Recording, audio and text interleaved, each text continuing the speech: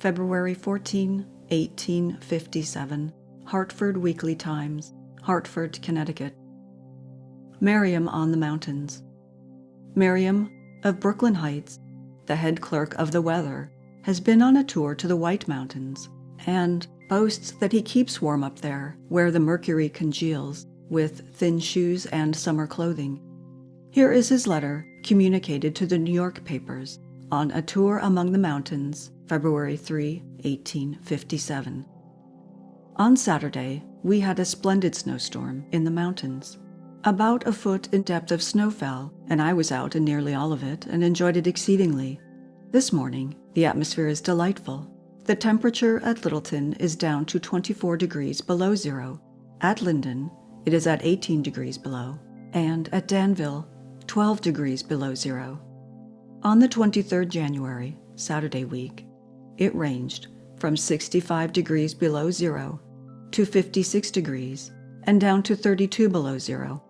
The mercury thermometers congealed at about 42 degrees below zero.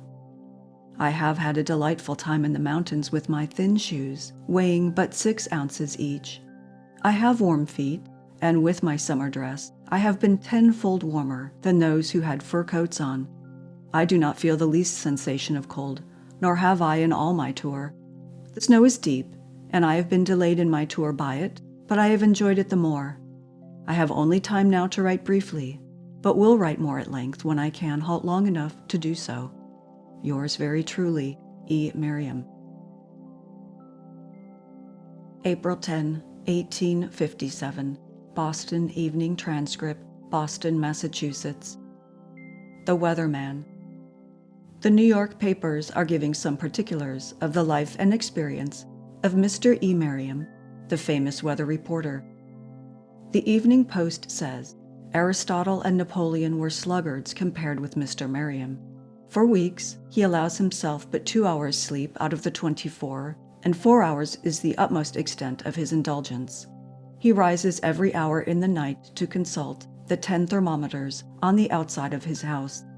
He constantly employs 3 clerks and 6 during sessions of the legislature, 2 of whom are stationed at Albany. He has written more than 1,400 articles for the Journal of Commerce. Mr. Meriam, whose Christian name is Ebenezer, was born in Concord, Massachusetts in 1795 and is therefore 62 years old. At 14, he entered a country store and, afterwards, established himself in the mercantile business in the city. He retired about 15 years ago and has since devoted himself exclusively to the care of the weather and to various other benevolent enterprises. We have never before seen the care of the weather classed among benevolent enterprises. September 3, 1859, Baltimore American and Commercial, Baltimore, Maryland. Meriam on the Aurora. In the city of Brooklyn there dwells a most extraordinary person. His name is Meriam. He is a philosopher, the greatest America can boast. What wise is to politics, Meriam is to the weather. Letter writing is the forte of the one, and letter writing is the forte of the other. Both are profuse, verbose, and veracious. If the epistles of the two were collected and published, the world would possess a complete and extensive library of political and meteorological knowledge. Even Mr. Douglas, aided by the Harper brothers, would not be able to add to this library, for it would contain all that he professes to believe and more than he knows. Brooklyn is the dormitory to which the money-loving sons of Gotham retire to sleep, but Meriam never sleeps, except by cat naps. In former years, he had a dog trained to wake him every hour in the night. The dog is dead, but Meriam still rises, punctual to the moment, and rushes in his unmentionable garment into the cold night air to ascertain the state of the thermometer, the barometer, the weathercock, the rain gauge, and the dew point.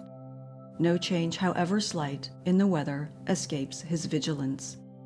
He is something of an astronomer, and devotes not a little of his time to the stars.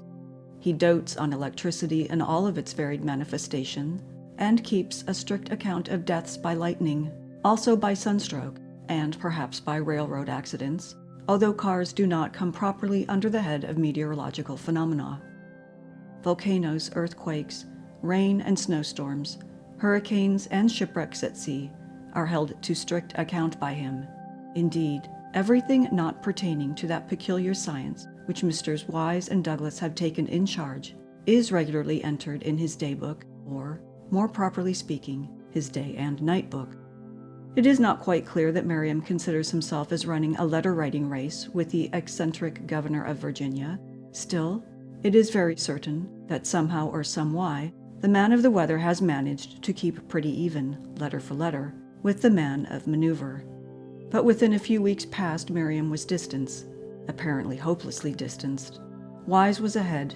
Meriam was nowhere. Wise had written a letter to Donnelly. Meriam had not. From Father Point to Belize, from the capes of the Chesapeake to Pike's Peak, Wise was the theme of universal confabulation, while the name of Meriam was mentioned not even once. What was to be done? There was no Donnelly in physical science to whom Meriam could communicate the matured plan of an intrigue. What could the poor man do? He was in danger of being completely snowed under by Wise. Was there no escape? There was. As if perfectly to eclipse the great glory of Donnelly's friend, there came on Sunday evening, August 28, 1859, a memorable day, an extraordinary manifestation of that most curious, brilliant, and mysterious phenomena, the Aurora Borealis. And there came, of course, forthwith, a letter from Meriam. We have read this letter attentively, and loath as we are to say it, we are constrained to pronounce it unequal to the Donnelly letter. That we are sincere in this opinion is proved by the fact that now and here we boldly make the prediction that it will not create more than one half the sensation produced by the letter to Donnelly. Nevertheless, it is no ordinary letter. Space forbids us to notice more than two of its points. Point first reads thus: "The auroral light sometimes is composed of threads, like the silken warp of a web. These sometimes become broken and fall to the earth, and I denominate these as the products of the silkery of the skies. I once obtained a small piece which I preserved." This is a stunning statement. He picked up a piece of light and preserved it. Uncommon feat. Really, there is no single paragraph in the Donnelly letter superior to this. If permitted, we would ask Mr. Meriam how this piece of light felt. What did it taste like? How smelt it? What were the effects of chemical agents, of acids and alkalis upon it? Was it soluble? Was it combustible? Etc., etc. How long did he preserve it? Did he pickle it or preserve it in sugar? What became of it? Did it evaporate? And, if not, what will he take for it? And why didn't he sell it to Barnum in the first place? These questions might be deemed impertinent if Mr. Meriam did not know, as everyone else knows, that the later physicists do not consider light a substance in any sense, but a condition. The second point, which we shall notice, makes Mr. Meriam's first point still more stunning. He says, "The auroral lights of last night, when inhaled, was found to be very invigorating." He picks up light in a solid thread. He preserves it, no doubt, in a jar, and next, he inhales it and finds it to be very invigorating. Peculiar, entirely peculiar man. Inhales the silkery of the skies and, so far from getting his nose cobwebbed and stopped up, finds it very invigorating. A good tonic, equal perhaps to oxygenated bitters. Now, we believe every word of this. Nay more, we believe that Mr. Meriam felt bothered by the Donnelly letter and thought it incumbent upon him to do his very best to supersede what was startling in politics by what was stunning in physics. If he has failed, it is not his fault. But failed you have, Meriam, failed signally. Wise has got you down. Try again, Meriam. September 3, 1859. Baltimore American and Commercial, Baltimore, Maryland. That Aurora Borealis.